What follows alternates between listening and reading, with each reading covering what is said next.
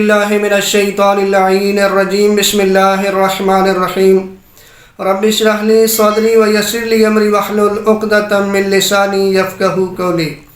ناظرین محترم السلام علیکم ورحمۃ اللہ وبرکاتہ۔ ناظرین محترم، آج جو ہم عمل بتانے جا رہے ہیں وہ ان بہنوں بیٹیوں کے لیے ہے کہ جن کے مسکیریج ہو جاتے ہیں، یعنی بچے سقط ہو جاتے ہیں۔ یقیناً آپ جانتے ہیں کہ اولاد بڑی نعمت ہے، اور یہ بیماری ایک ایسی ہے کہ اس بیماری میں پتہ نہیں کتنا جو ہے بہنوں بیٹیوں پہ ظلم بھی ہوتا ہے، بعض اوقات ان کے گھر برباد ہو جاتے ہیں، بہت کچھ کیا جاتا ہے، اور جو لوگ کرتے ہیں یقیناً وہ جہالت کی وجہ سے کرتے ہیں، چونکہ وہ اسلام سے آشنا نہیں ہوتے، اس دین سے آشنا نہیں ہوتے ہیں۔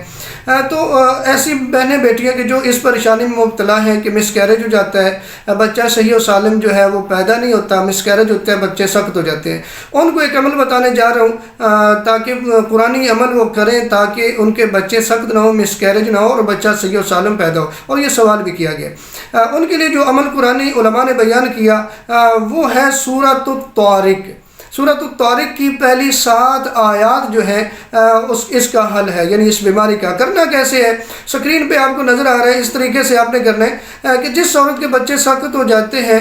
تو وہ سورۃ الطارق کی پہلی 7 آیات جو ہیں وہ لکھ کر کمر میں باندھے تو بچہ سقط نہیں ہوگا، مسکیریج نہیں ہوگا، بچہ صحیح و سالم پیدا ہوگا۔ سکرین پہ آپ کو نظر آ رہا ہے، بسم اللہ الرحمن الرحیم، والسماء والطارق وما ادراک ما الطارق النجم الثاقب ان كل نفس لما علیہا حافظ فلینظر الانسان مما خلق من ماء دافق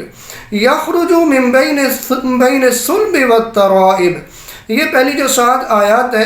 یہ لکھ کے اپنی کمر کے ساتھ باندھے گی تو پروردگار عالم جو ہے